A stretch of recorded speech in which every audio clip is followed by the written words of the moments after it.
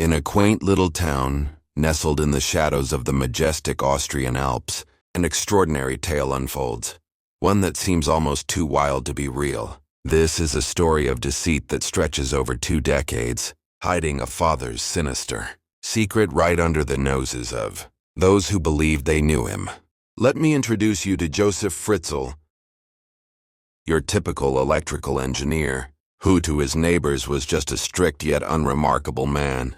To the outside world, he was a devoted husband and father, leading a life that seemed as ordinary as a cup of lukewarm tea. But lurking beneath the polished exterior of his home was a darkness so profound it would shake the very core of morality and humanity. Flashback to 1984, tragedy strikes. Joseph's daughter, Elizabeth, a mere 18 years old, disappears without a whisper.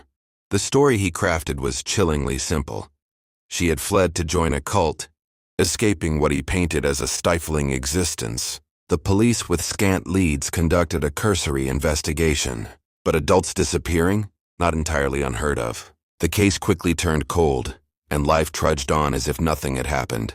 But here's the jaw-dropper. Elizabeth hadn't left at all. Instead, she was locked away in a hidden basement, a dark, soundproof chamber that Joseph had meticulously constructed behind a series of steel doors. This underground prison became her grim reality, stripped of sunlight, freedom, and hope. For years, she endured unimaginable isolation, her very existence erased from the world above. As the years dragged on, Elizabeth bore 7 children, each a living testament to her captivity. Some of these innocent souls were whisked upstairs, raised by Josef and his wife under the guise of being abandoned, infants left on their doorstep. Others remained forever cloistered in the shadows of their mother's prison, hidden from a world that would never know their plight. The web of deceit was intricate. Joseph wove elaborate tales to explain the presence of these children, convincing his wife they were orphans and that Elizabeth had severed ties with her family. The community, blissfully ignorant of the horror lurking just beneath their feet, accepted his explanations without a second thought. Even when the police returned, responding to complaints of strange odors and unsettling noises wafting from the Fritzl home, Joseph played the role of the concerned father. He welcomed them with open arms, showcasing documents and maintaining an air of normalcy that deflected all suspicion. The officers left, none the wiser to the truth buried deep within the house.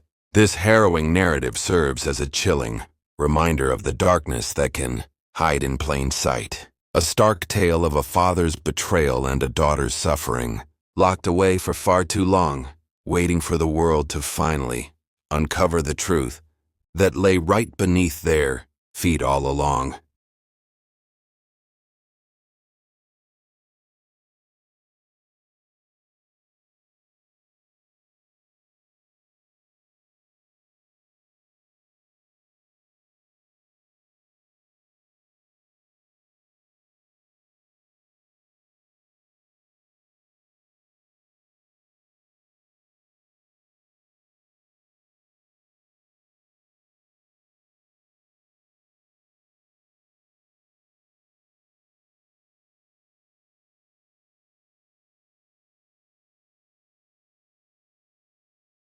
They never checked the basement, and Joseph went back downstairs, locking the door behind him.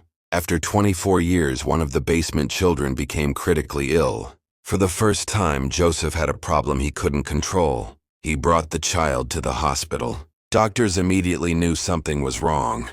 The girl couldn't speak properly, couldn't walk normally, had never been in sunlight, and when doctors asked questions, Joseph's answers didn't add up. This time, police didn't leave. Under pressure, Josef finally broke. He led police to the house, unlocked a door, then another, and then police found Elizabeth, alive, with children, in a basement that shouldn't exist. One officer later said, "We thought we had seen hell, but this was worse." Josef Fritzl confessed. Everything, the basement, the lies, the years. There was no mystery left. The case was solved. The world was horrified, and Austria asked itself one question over and over again. How did nobody notice? In 2009, Josef Fritzl was sentenced to life in prison, No parole. No freedom. No excuses. Elizabeth and her children were given new identities and protection. The house was later demolished, but the story never disappeared. This case wasn't about intelligence or planning. It was about trust, about how monsters don't always hide in dark alleys. Sometimes they live in ordinary houses, on ordinary streets, with basements nobody ever checks. And that is a story that still haunts Europe today.